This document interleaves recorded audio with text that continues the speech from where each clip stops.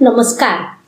ज्योतिष शास्त्र प्रेमी मान्यवर एवं अध्ययनकर्ताओं का मैं डॉक्टर ज्योति जोशी हार्दिक स्वागत करती हूँ।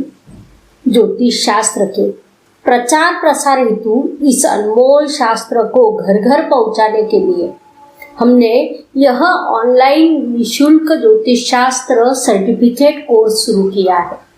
हमें खुशी है कि हमारे द्वारा किए गए इन प्रयासों का आप बड़े उत्साह से लाभ उठा रहे हैं। और हाँ, यह शास्त्रीय जानकारी है, तो अगर आप बीच में ही किसी भी वीडियो पर पहुंच जाते हैं तो सही पढ़ाई नहीं हो पाएगी। आपसे अनुरोध है, आप क्रमवार भाग 1 से देखना शुरू करें। इसीलिए हमने स्वतंत्र प्लेलिस्ट बनाई है जिसकी लिंक डिस्क्रिप्शन बॉक्स में है। तो आइए विषय की शुरुआत करते हैं। Please like, share and subscribe the channel. और हाँ, बेल आइकॉन दबाना ना भूलें। ग्रह और उनकी अवस्था। अब हम ग्रहों के विभिन्न स्थितियों का अध्ययन करने जा रहे हैं।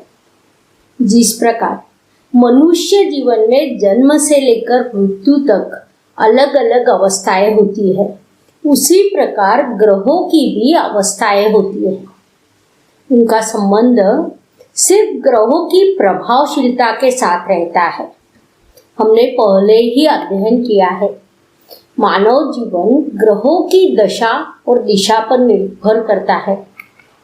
साथ ही हमने ग्रहों के प्रकार, उनका कारकत्व आदि विषयों का भी अध्ययन किया है। अब हम ग्रहों की विभिन्न अवस्थाओं का अध्ययन करेंगे। जिस प्रकार हर एक ग्रह अपने मूल स्वभाव के अनुसार फल देता है, वैसे ही वह अपने स्थिति के अनुसार भी फल देता है। अतः ज्योतिष में ग्रहों की इन अवस्थाओं का अध्ययन करना नितांत आवश्यक है। प्रारंभ में हम अंशों के आधार पर ग्रहों की अवस्थाओं का अध्ययन करेंगे। अंशों के आधार पर ग्रहों की 5 अवस्थाएं बताई गई हैं। बाल अवस्था, कुमार अवस्था, युवा अवस्था, वृद्ध अवस्था और मृत अवस्था। यह वह 5 अवस्थाएं हैं। जब ग्रह विषम राशि में होता है तो 0° से 6° तक बाल अवस्था में रहता है। 7° से 12° तक कुमार अवस्था में रहता है। 13° से 18° तक युवा अवस्था में रहता है। 19° से 24° तक वृद्ध अवस्था में होता है। 25 से 30° तक मृत अवस्था में होता है। ग्रहों के अंश हमें किसी भी सॉफ्टवेयर में लिखे हुए मिलते हैं। समराशियों में ग्रहों की अवस्था बिल्कुल इसके विपरीत होती है। समराशि में ग्रह 25 से 30° में बाल अवस्था में होता है। 19 से 24° तक उसकी कुमार अवस्था होती है।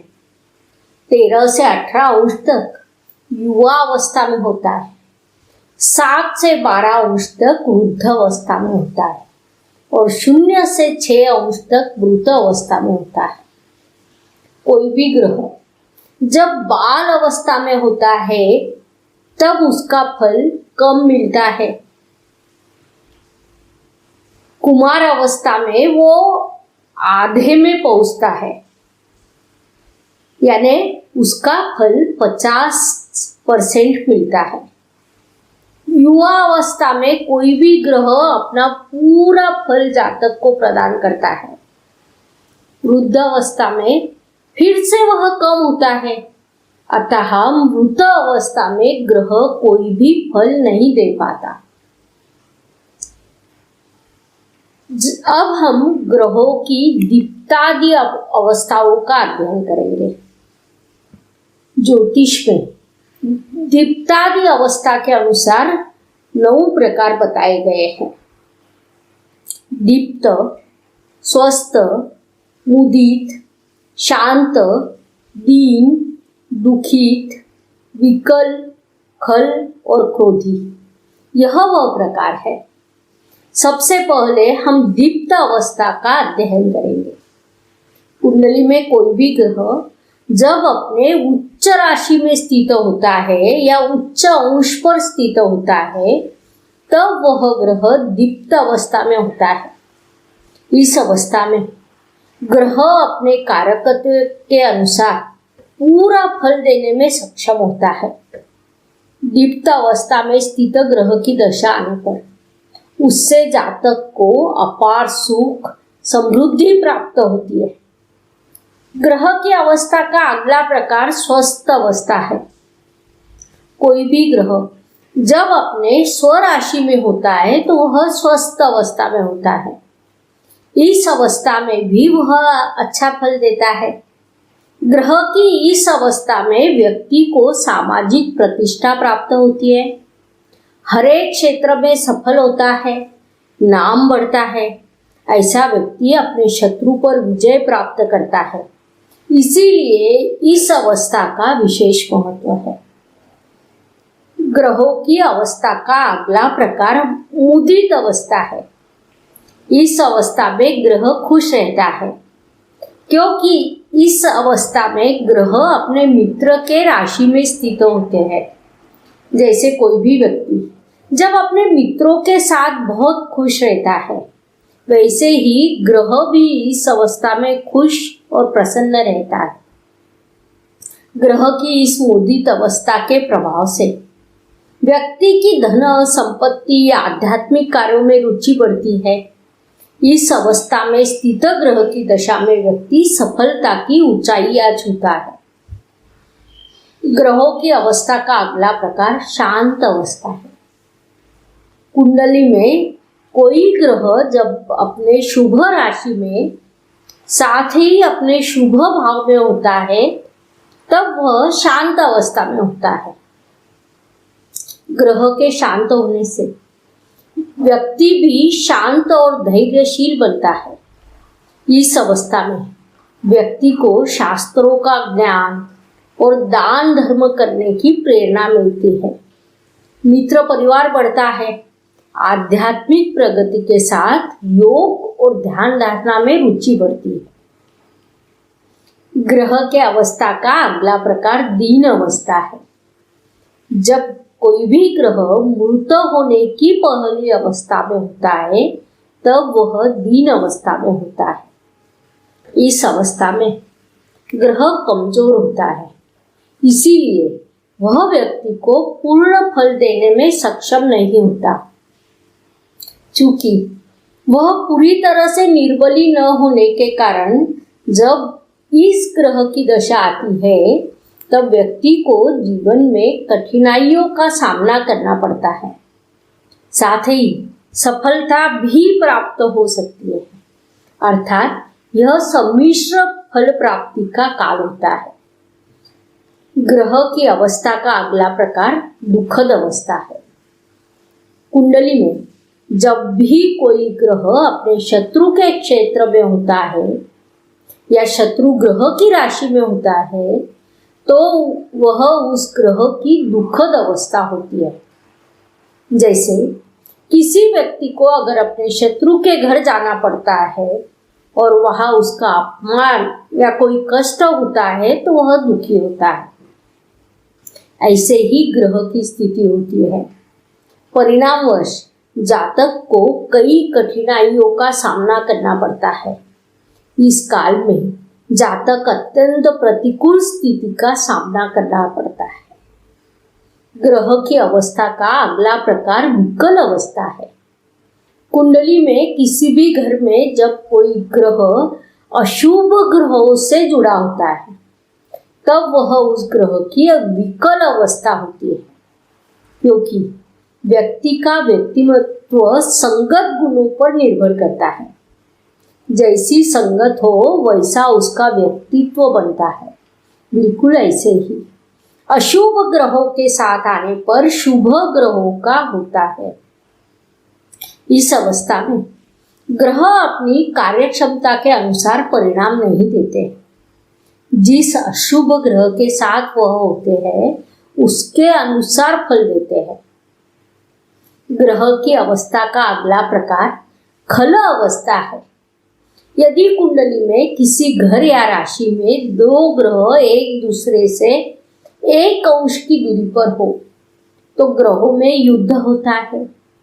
इस युद्ध में जिस ग्रह के अंश ज्यादा हो उसका विजय होता है। पराजित ग्रह की यह खल अवस्था होती है। ग्रह की यह अवस्था जातक को निर्धन बनाती है। उसके सामने मुसीबतों का पहाड़ खड़ा होता है। परिणामवश उसके स्वभाव में चिड़चिड़ापन बढ़ जाता है। ग्रह की अवस्था का अगला प्रकार क्रोधी अवस्था है। कुंडली में जब कोई ग्रह सूर्य के करीब आ जाता है तो अस्त हो जाता है। इस काल में उसका प्रभाव नष्ट होता है। ग्रह की इस अवस्था को क्रोधी अवस्था कहते हैं। इस अवस्था में ग्रह अशुभ फल देते हैं। ग्रह की इस अवस्था में जातक को व्यसनों से दूर रहना चाहिए। यदि लग्नेश का अस्त होता है तो जातक के स्वास्थ्य पर बुरा असर पड़ता है। इस काल में जातक को अपमान सहन करना पड़ सकता है। इसीलिए इस काल में जातक को सावधान रहना चाहिए। ज्योतिष शास्त्र के एक एक विषय का हम विस्तार से अध्ययन कर रहे हैं।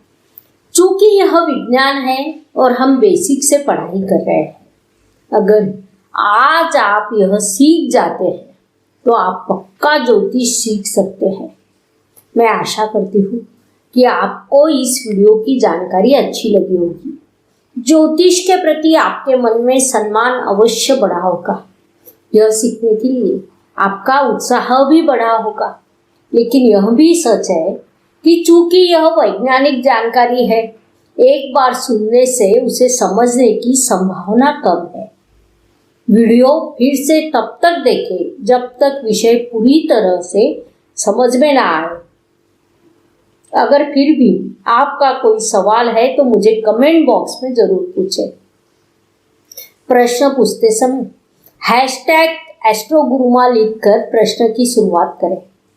आपके प्रश्नों का उत्तर देना मेरी जिम्मेदारी होगी। यदि कोई प्रश्न महत्वपूर्ण है तो हम उस पर अलग वीडियो बनाने का भी प्रयास करेंगे। हर वीडियो बनाने के लिए हमें कड़ी मेहनत करनी पड़ती है। इसीलिए वीडियो को लाइक और शेयर जरूर करें। आप स्क्रीन पर कुछ वीडियो देख सकते हैं। ज्योतिष के अध्ययन के लिए महत्वपूर्ण है तो आप उनका भी लाभ उठाएं। ज्योतिष का अध्ययन करते रहे और अगले वीडियो की प्रतीक्षा करें। धन्यवाद। शुभम भवतु। जय ज्योतिष। Please like, share and subscribe the channel. और हाँ, बेल आइकॉन दबाना ना भूलें। धन्यवाद।